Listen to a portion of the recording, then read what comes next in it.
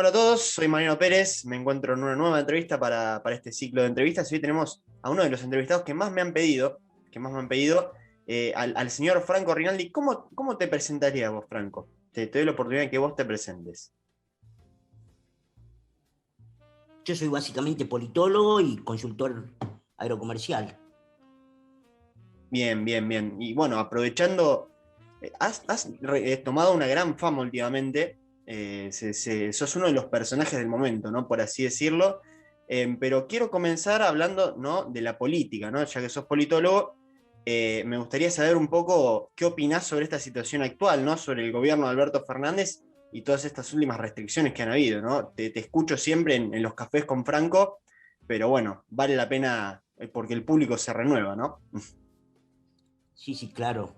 No, gracias por la oportunidad y además siempre puede haber gente nueva que no haya escuchado el mensaje. No, a propósito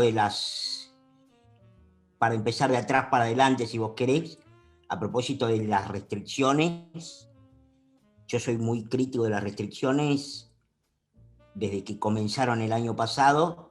Las de ahora directamente ya me parecen aberrantes, pero lo que a mí me parece más aberrante de todo, Mariano, es que el público en general acepte buenamente, civilizadamente, en su gran mayoría, las restricciones y la violación totalmente injustificada de derechos y garantías consagradas en la Constitución Nacional, con lo cual a mí me parece, estoy como digamos así, tengo dos partes, que es, bueno, obviamente de Alberto Fernández y del PJ en general no espero nada, del kirchnerismo no espero nada, sobre todo el PJ kirchnerista no espero nada. Yo creo que cualquiera que espere algo bueno del PJ kirchnerista es más o menos como alguien que crea en los Reyes Magos.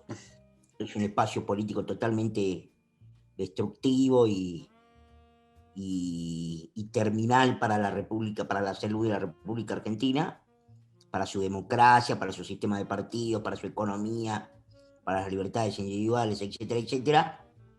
Solo que el contexto lo ha llevado todavía a extremarse en algunas decisiones políticas que son abiertamente inaceptables, totalmente injustificadas, y que al mismo tiempo, ahí sobreviene la segunda parte, a mí me generan una gran decepción en términos generales sobre la ciudadanía argentina, que no protesta y que no clama y que no desobedece sobre restricciones que son, como lo acaba más de ratificar la Suprema Corte de Justicia de la Nación, son, digamos así, restricciones y violaciones que, en palabras de Rosenkrantz, violentan el derecho vigente, lo interrumpen, y eso no es legal. Con lo cual, honestamente, a mí me da la impresión de que deberían lisa y llanamente desobedecerse esas medidas, que además no tienen ningún fin sanitario, sino que simplemente tienen un fin, que es tratar de que la política pueda, y que el gobierno, no la política, que el gobierno pueda tener una respuesta posible que les permita zafar frente a semejante desastre, incompetencia, corrupción, desidia y perversión del equipo, digamos, del Dream Team que conduce la nación. Así que creo que con eso te he dicho incluso bastante más de lo que vos me preguntabas. Solo agregaría que no creo que el gobierno de sin pandemia, al juzgar por el primer trimestre que había tenido el presidente Alberto Fernández, no me da la impresión de que la presidencia de Alberto Fernández hubiese sido mejor de esta desgracia que estamos viendo en el caso de que no hubiese habido virus chino. Creo que simplemente el virus chino ya aceleró los tiempos y radicalizó lo que en principio es el gobierno, que es un gobierno pésimo, con un hombre completamente no calificado para el cargo, totalmente unfit for office, y que tenemos la desgracia de que sea la persona que gobierna. Sí, sí, y les vino como anillo al dedo, es más, diría yo, porque les cumple este sueño totalitario de poder controlar absolutamente todos los aspectos de la vida de la sociedad y que la gente no les termina cediendo esa libertad por una campaña del miedo que se ha hecho desde el año pasado hasta ahora, con los medios como cómplices también principales, ¿no? Sí, absolutamente. ¿Vos cómo ves que termina esto? ¿Crees que la crisis que estamos viviendo y que se viene agravando cada vez más puede terminar con el mandato del mandato de Alberto Fernández antes de tiempo? No sabría decirte eso, me parece una especulación demasiado aventurada. Lo que sí te puedo decir es que esto termina mal la semana que viene, mañana, a fin de año, o en el 2000, o el 10 de diciembre de 2023. Esto no puede terminar bien, no va a terminar bien. Sí, sí, sí, coincido. ¿Y a la oposición cómo la ves? ¿Cómo ves a la oposición frente a esto, ¿no? De Alberto Fernández, que hay ciertos sectores, ¿no? Larreta, por ejemplo, me imagino que parece más alineado con Alberto Fernández que una suerte de opositor. No sé cómo lo ves vos. No, yo no lo veo así, lo veo, creo que, digamos, no hay una oposición, sino que lo que hay es, hay distintas oposiciones. La oposición, digamos así, que no tiene responsabilidades ejecutivas, tiene, por supuesto, tiene más libertades para poder ejercitar y ejercer algún nivel de, digamos, de virulencia que naturalmente no tienen quienes gobiernan, porque si vos ves el caso del Jerry Morales, el gobernador de la provincia de Jujuy, que es habitualmente un gobernador o que es habitualmente una figura política bastante crispada en contra del oficialismo kirchnerista históricamente, que lo fue cuando, digamos, el Jerry Morales del Congreso de la Nación no tiene que ver con el Jerry Morales de la gobernación de Jujuy. Eso por un lado. Obviamente que si vos me decís hay diferencias entre el ex gobernador y presidente de la Unión Cívica Radical, Patricia, Patricia Bullrich, eh, y Larreta, por decir tres figuras así distintas, bueno, naturalmente que hay diferencias en términos de cómo cada uno de ellos entiende o cree que se manifiesta la oposición a un gobierno como este. Yo creo que naturalmente Rodríguez Larreta es un hombre más dialoguista, pero al mismo tiempo es más dialoguista y más paciente, porque él lo que siente es que él tiene un tiro largo todavía. El tiro largo de él es ser electo presidente en el 2023 y que hasta tanto se tiene que más o menos conservar lo mejor posible en el poder. Con lo cual él tampoco no tiene tanta urgencia por manifestarse eh, rápida y vorazmente en contra del gobierno, pero yo lo que creo es que a la luz de los últimos acontecimientos hemos visto, yo diría que el quiebre ha sido, por supuesto, lo de la coparticipación, mostrando que obviamente algo de razón tenía Clinton cuando decía es el dinero, es la economía estúpido, porque efectivamente cuando le tocaron la caja a Horacio Rodríguez Larreta, bueno, naturalmente que él ya reaccionó y es su primera ida a la corte, que uno espera que en algún momento pueda haber algún fallo de eso, pero mientras tanto seguimos esperando. Pero lo que quiero decir es que el, el, la circunstancia, digamos, el hombre, como dice el refrán, ¿no? El hombre es el hombre y su circunstancia. Entonces yo lo que creo es que lo que todos podemos ver con bastante facilidad y bastante evidencia es que incluso los líderes opositores, independientemente de los niveles de responsabilidades que tengan, modifican sus acciones y sus reacciones frente al gobierno de acuerdo a las circunstancias y de acuerdo a qué haga el gobierno. Entonces, la oposición, a mi juicio, la oposición parlamentaria, acá y en la China tiene responsabilidades distintas y se tiene otra plasticidad y otras posibilidades que las que tiene la oposición que tiene que gobernar en distintos distritos frente a una oposición nacional, sobre todo en un país en donde la centralización de la caja y en términos generales del gobierno está tan marcada como es el caso del gobierno argentino, o del Estado argentino, en donde el gobierno nacional es como un pulpo que se queda con todo, ¿no? Entonces, digamos así, de alguna manera estás obligado o estás bastante obligado a llevarte bien o lo mejor posible con el gobierno nacional, porque todos los gobiernos, todos los distritos, incluyendo el de la Ciudad de Buenos Aires, necesitan del gobierno nacional. Entonces, eso también hace que tengas que tener automáticamente otros modos.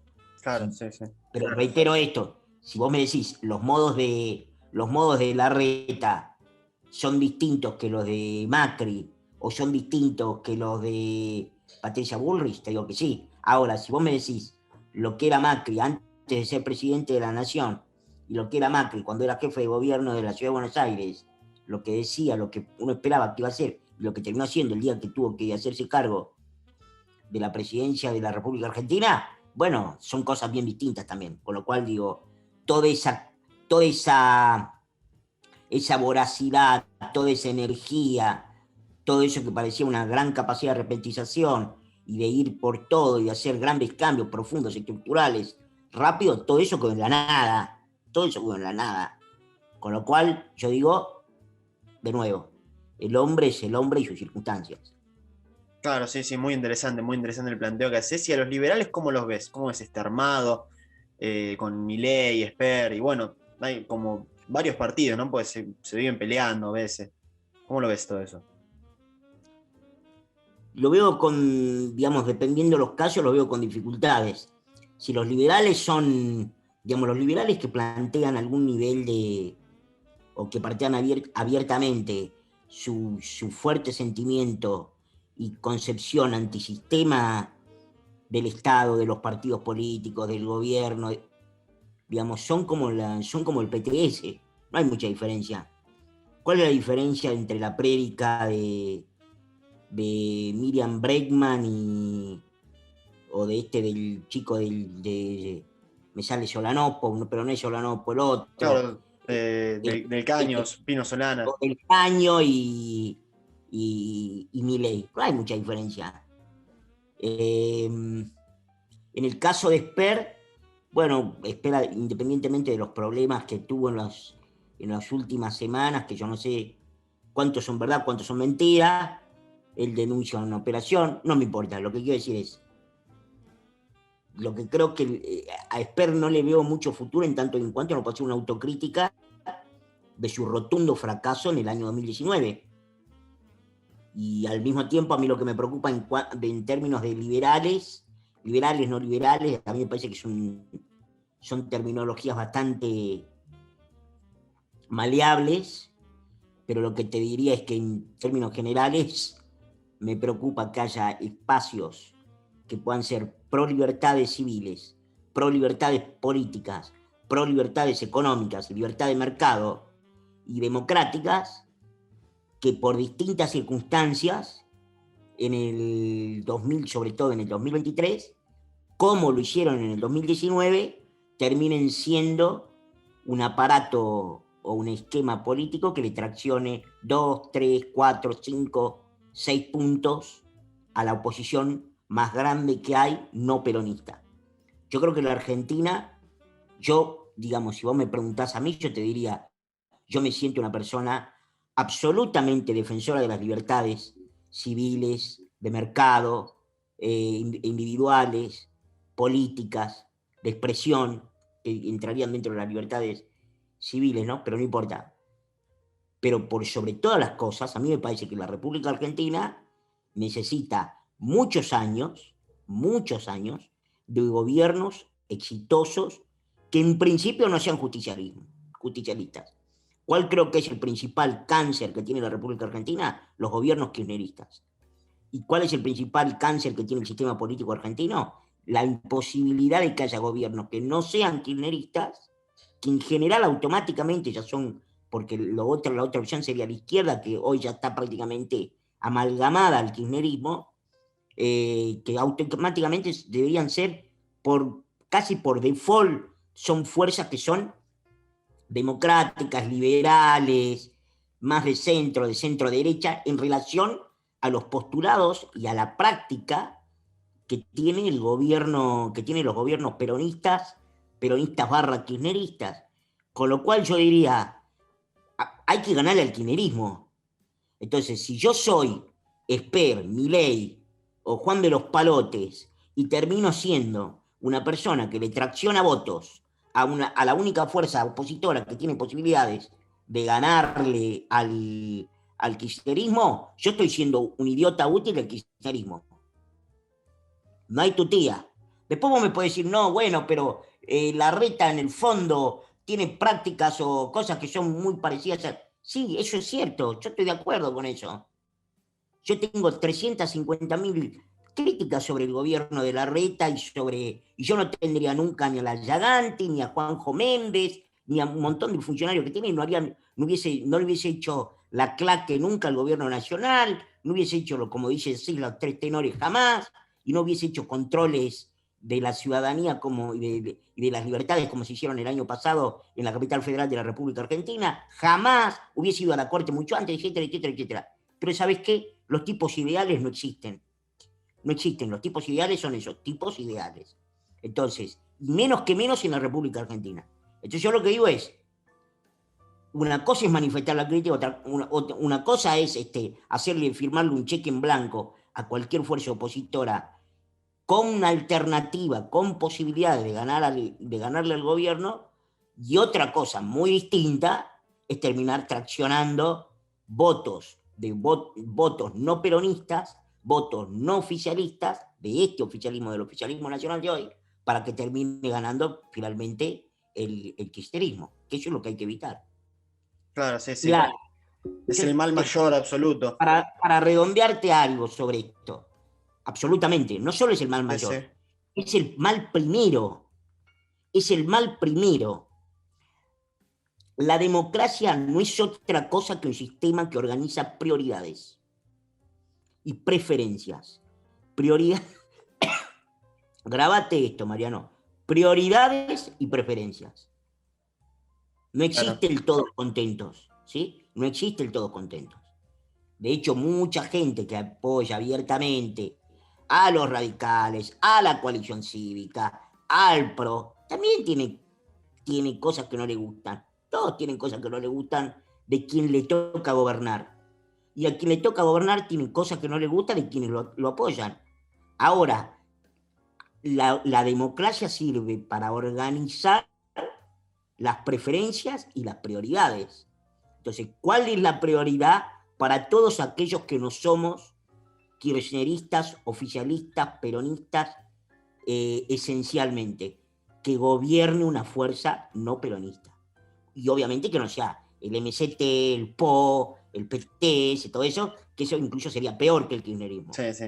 Eso naturalmente. Pero lo que quiero decir es, entonces, como la prioridad y como tu preferencia tiene que estar organizada en base a tu objetivo, que es que el gobierno tenga otro color, que no sea el color del gobierno kirchnerista, que no sea la desgracia de Cristina Kirchner, de Axel Kicillof, de Máximo. Vos fijate lo que hay del otro lado, potencialmente con voluntad de poder y con deseos de agarrar y de terminar o de continuar el proceso de destrucción nacional. Entonces, yo te digo una cosa, o sea, la política exterior del gobierno del presidente Macri me pareció una cosa deplorable. El coqueteo de muchos integrantes, incluso del actual gobierno de la Ciudad de Buenos Aires, con el Partido Demócrata, con la desgracia de Biden, etc., y su antitrumpismo totalmente ignorante, desopilante, me cae muy mal. Pero ¿sabes qué? Las prioridades son otras. Repito, las prioridades son otras, que es organizar mis preferencias. ¿Cuál es mi preferencia? Mi preferencia es que se termine el gobierno kirchnerista y que asuma el gobierno un espacio político que no sea kirchnerista. Entonces yo lo que digo es, eso es lo que pienso los liberales. Pienso que si los liberales van a terminar siendo una pata del peronismo, yo estaré en contra de esos liberales, abierta y rotundamente en contra de esos liberales.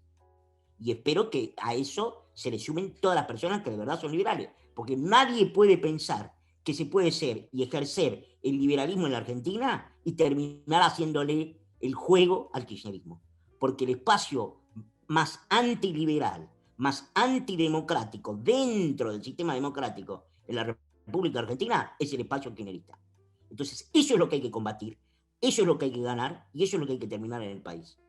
Y para eso hay que volver a ganar la presidencia, tratar de ganar la mayor cantidad de distritos posible, tratar de tener la mayor cantidad de bancas, sobre todo en la Cámara de Diputados, y gobernar mejor que lo que se hizo, obviamente, entre 2015 y 2019, que salvo honrosas excepciones en términos de algunas cosas que se hicieron muy bien, en términos generales, el gobierno del presidente Macri ha sido, yo diría, una gran decepción, empezando para él.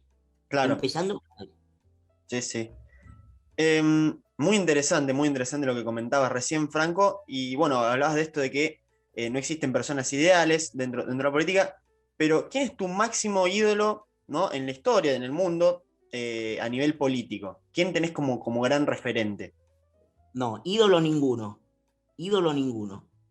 Yo soy un hombre demócrata, en el sentido literal del término, no en el partidario, y por lo tanto no tengo ídolos. Lo que sí te digo es, la figura política y mi referencia política más importante desde que yo, te diría, pienso y siento la política como parte inescindible de mi actividad profesional, por supuesto que es Donald Trump. Por supuesto que es Donald Trump. Es lo mejor, se lo discuto a quien sea, es lo mejor que ha dado la política global en los últimos, me animo a decir, 100 años. Y no sé si no me quedo corto.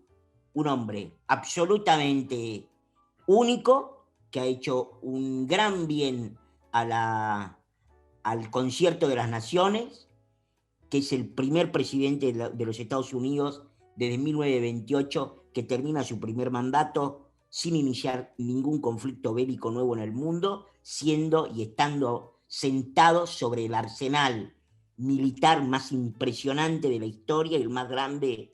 Para que vos te des una idea, la inversión que tiene y a la que llevó el presidente Trump, que reconstruyó básicamente su poderío militar, siguiendo una máxima de Henry Kissinger, que es la paz a través de la fortaleza, que obviamente eso data de hace muchos años, obviamente dentro de la escuela de la política exterior y de la teoría de las relaciones internacionales. No es que eso lo inventó Kissinger, pero digamos, Trump, que hizo eso, que no era, contrariamente a lo que muchos estúpidos pensaban, no era ningún improvisado, ni lo fue, ni su administración lo ha sido en absoluto, independientemente y más allá de los éxitos,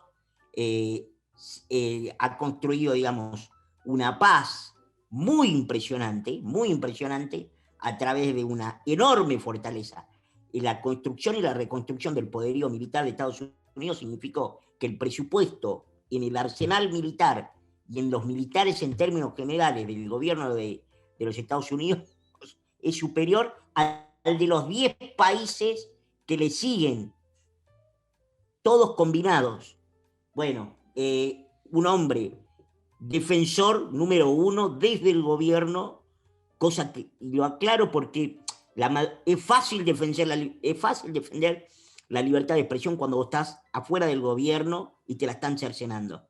El tema es que no te olvides de eso cuando llegás al gobierno, que es lo que habitualmente sucede. Un hombre que dijo, voy a bajar impuestos y bajó impuestos. Un hombre que dijo, voy a eliminar regulaciones y eliminó regulaciones. Un hombre que dijo, vamos a trabajar sobre un nuevo tratado de comercio con México y Canadá, y lo hizo. Un hombre que dijo, se termina el multilateralismo, porque el multilateralismo es un fracaso, avanzamos hacia un mundo bilateral. Nosotros no queremos. Un hombre que desmintió a todos los estúpidos que decían que iba a ser un aislacionista, no terminó de asumir la Casa Blanca y empezó a reunirse con líderes de todas partes del mundo. Un hombre que calmó enormemente. Mira, cuando Trump asumió, el mundo vivía azorado y en vilo por los misiles nucleares que lanzaba Corea del Norte, que incluso cruzaban el espacio aéreo japonés. Trump terminó con eso. Trump además le dio un gran tributo a la humanidad, discusión que permanece aún hoy, que fue ponerle un freno probablemente al irremediable ascenso imperial de China. Y dijo, el ascenso imperial de China se lo para, no solo declamándolo, sino haciendo cosas que hieran su economía, y eso es lo que hizo Trump. Desafortunadamente después le robaron la elección el año pasado, y ahora tenemos esta desgracia que gobierna los Estados Unidos, que es probablemente, como contracara, el gobierno desafortunadamente más progresista que haya tenido los Estados Unidos en su historia, con una agenda estatista, antimercado, anti-libertades económicas, con una visión totalmente oscura de los Estados Unidos, creyendo y fomentando que existe un odio racial enquistado en la sociedad norteamericana, cuando eso es falso, etcétera, etcétera, etcétera. Con lo cual, te diría, mi referencia es exactamente esa, y podría hablarte horas y horas, además con el mismo nivel de intensidad y con más desarrollos de argumentos todavía, de por qué es Donald Trump. Yo lamento enormemente la incomprensión incluso de muchos amigos míos que en Argentina y en otras partes del mundo siguen teniendo un tema de piel, y yo creo que eso es un déficit de la formación democrática de mucha gente. Pero bueno, no pasa nada. Sí, sí, bueno, coincido al pie de la letra con lo que has dicho sobre Donald Trump, un tipo que aparte se enfrentó a los medios, que de todos lados del mundo le salían a pegar, y él se mantenía firme con sus ideales, ¿no? Los medios que no son, a diferencia de la Argentina, esto es muy importante, Mariano, los medios, a diferencia de la Argentina, en Estados Unidos, son de izquierda. Son de izquierda, porque los ricos en Estados Unidos, en muchos casos, los que tienen muchísimo poder y que tienen poder en los medios, son de izquierda. Claro. O sea, él se enfrentó a eso. Se enfrentó a medios de izquierda corruptos, acostumbrados a visitarle la agenda progresista a los distintos gobiernos. Perdón. Sí, sí, y de todos lados del mundo, ¿no? Se le ha pegado, se le ha criticado, se le ha tratado de racista, de xenófobo, de millones de cosas, tratando de pegarle, ¿no? Golpes bajos que le han tirado, y el tipo se ha mantenido firme, eso es muy valorable también, y todo lo que ha hecho, sin lugar a dudas. ¿Vos creés que vuelve Trump en el 24? Yo espero que sí. No sé si vuelve, la verdad. Tengo momentos en donde me da la sensación que sí, tengo momentos en donde me da la sensación que no. Probablemente si uno tuviera la vida que tiene él, no volvería, porque sí, listo, claro, ya hice lo mío, dejé una marca en la historia, es un hombre multimillonario, no tiene por qué trabajar nunca más en su vida. Vos pensás que Trump, no solo que, lo cual es un detalle, pero es un detalle que hay que mencionar, nunca cobró por ser presidente de los Estados Unidos, donó su salario los 4 años que fue presidente, pero era un hombre que trabajaba todo el día. El otro día estaba viendo la comparación de Biden, creo que ya se metió, hizo entre tantos récords, metió 94 en 100 días, metió 94 decretos, o sea, es un hombre que gobierna por decreto, que generó una crisis monumental en la frontera sur de los Estados Unidos, en Texas y Nuevo México. Pero además creo que es el presidente que los primeros 100 días más veces ya dejó la Casa Blanca para irse el fin de semana a su casita en Delaware. Ya 9 veces, en 100 días, 9 veces dejó la Casa Blanca. 9 veces, creo que en el mismo periodo de tiempo Trump se había ido 4 a Mar-a-Lago. Este ya se fue 9. Sí. Llega el viernes y se raja el tipo, ¿entendés lo que te quiero decir? Claro, sí. Además de que después tenés días y días y días que ni lo ves ni sabés si está, si no está, si gobierna él, si gobierna Obama, si gobierna Kamala. Sí, sí, es un tipo, la verdad, aunque Entonces, no está no me preparado, imagino, ¿no? no me imagino, claro, no me imagino a Trump volviendo al gobierno de los Estados Unidos y haciéndolo un poquito más relajado, ¿viste?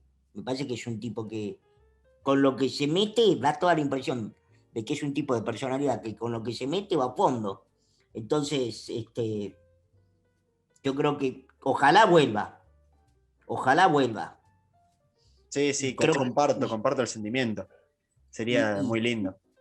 y te digo otra cosa más que yo pienso que un hombre como él debe pensar, que es, si vuelvo, él tiene que poder establecer mejores garantías para que la elección, digamos, cuando la gane, si la gana, se refrende en los resultados. Porque me imagino que para un presidente incluso como Trump, que no es que no la vio venir, porque él la vio venir, lo vio venir y lo denunció y por eso pedía reformas en el sistema de voto y una sola ley nacional electoral, lo pidió desde antes incluso de ser presidente, etcétera, etcétera. Pero durante la presidencia, durante el 2020, el tipo la vio Claro. venir que iba a ser un escándalo. No creo igual que él haya pensado que le iban a robar de la manera escandalosa en la que le robaron la elección. Con lo cual yo me imagino que cualquier proyecto de regreso al poder, me imagino que necesita contemplar que eso no vuelva a ocurrir y o mejorar las posibilidades o tus garantías de que eso no vuelva a ocurrir. Independientemente de todo esto, lo que sí te digo es que tal como anunciamos desde, desde el comienzo, desde el primer año de gobierno de Trump, más allá de si Trump vuelve en el 2024 o no, lo que es seguro es que Trump cambió el Partido Republicano y incluso en algunos movimientos que se están viendo hoy en día, se ve con total y absoluta claridad que Trump, vuelva o no a la Casa Blanca, es un hombre que maneja y va a manejar, creo que por mucho tiempo, los hilos de un partido que por suerte o que afortunadamente se le tiene que parecer mucho a él, ¿no? Sí, sí, sí, sin dudas es un tipo que ha cambiado absolutamente todo. Ahí voy a coincidir con vos, con esto que decías, que probablemente sea el mejor de los últimos 100 años. Algo que también recuerdo que dijo, bueno, quien me ha acercado a vos, el queridísimo Siberial, sobre Donald Trump, a quien le mando, bueno, aprovecho y le mando un saludo. Y sin lugar a dudas, la verdad que muy interesante toda esta charla sobre política. Sos un tipo que la verdad sabe un montón. Me gustaría cerrar Sí, con un mensaje tuyo para la gente, ¿no? Para la gente que nos puede estar viendo y que te tenga a vos como un referente o como alguien en quien se apoya para escuchar lo que piensa, un mensaje para la gente. mi mensaje es que hay que, digamos que en los tiempos en los que vivimos, en donde el gobierno se quiere, el gobierno y los gobiernos en general en Occidente quieren gobernar con una herramienta no tan novedosa, pero lo que sí es novedoso es la tecnología con la que está siendo aplicada en las sociedades contemporáneas, que es gobernar a través del miedo para establecer sociedades de control en donde todos tengamos de hecho un nuevo contrato social. A ver, ¿qué es el contrato social finalmente? El que funciona, ¿qué es el contrato social que ideó, que describe Thomas Hobbes en el Leviatán? El contrato social es, digamos así, una ingeniería política según la cual vos, yo, todos los que nos están viendo, todos los que no nos están viendo, que es la inmensa mayoría, todos seremos, de hecho, un poco de nuestros derechos, ¿sí? De todos nuestros derechos naturales. Nosotros tenemos derechos naturales, ¿no? Por ejemplo, mi derecho a ir a tu casa y rompértela todo es un derecho natural. Ahora, yo cedo ese derecho natural, que es el derecho a que yo puedo ir y destrozar tu casa, romperte a vos, lo que sea, o prenderte fuego, lo que sea, y vos lo mismo, y se lo entregás al Estado, ¿sí? Thomas Hobbes estaba pensando que eso era, digamos, el contrato social era la cesión al Leviatán, que es ese gran monstruo que es finalmente el Estado. No es que es bueno, sino que es un mal necesario para que, dice Hobbes, el hombre no sea el lobo del hombre, ¿no? Para Claro. evitar que el hombre no sea un hombre del hombre. Porque el hombre, la concepción hobbesiana del hombre, es que el hombre, que es una concepción antropológica, que es que el hombre no es bueno, ¿sí? Rousseau pensaba que el hombre es bueno por naturaleza, y que un día se pervirtió porque vino uno, y ahí está el gran contrasentido de Hobbes, vino uno y dijo, esto es mío, con lo cual todos los hombres no eran buenos por naturaleza, porque hubo uno que dijo esto es mío, y Claro. pervirtió al resto. Entonces ya todos buenos no son, pero bueno, no importa. La concepción de Hobbes, que es una concepción mucho más realista, y que eso obviamente además después lo toma el realismo en términos de la teoría de la política internacional, digamos, hace una readaptación a eso, que es eso, no es otra cosa que lo que ha hecho, o en lo que pensaba, o lo que piensa Kissinger, y lo que ha pensado la política exterior inclusive de Trump. Dice, el hombre malo. Entonces, si el hombre no tiene un Estado que lo cuide, y que lo controle, y que lo proteja, bueno, esto nos comemos entre nosotros. Somos el hombre y el lobo del hombre. Ahora, ese es el contrato social en el cual vivimos todos, en donde vos digamos así, le concedés al gobierno de turno, no importa cuál, le concedés muchos de tus derechos naturales bajo algo que se llama la Constitución Nacional, y decís, bueno, listo, yo puedo hacer, estas son mis limitaciones, y estas son las posibilidades, las potencialidades, y también las limitaciones del gobierno.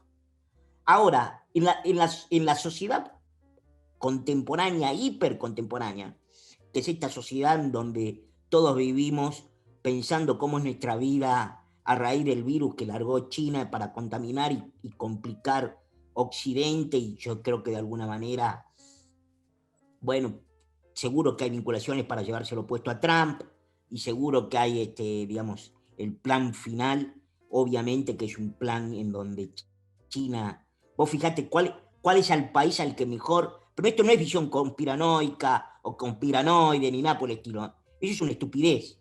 El país al que mejor le está yendo post pandemia, ¿cuál es? ¿Vos sabés cuál es? Imagino que China, para dónde vas. China, El China, otro día, sí, el otro China, día vi que había China. una fiesta allá en Wuhan, ya Lo- están sin barbijo, sin nada. Eso ya el año pasado. Sí, El sí. otro día incluso se vieron videos en la gran muralla china. Digo, pero no importa.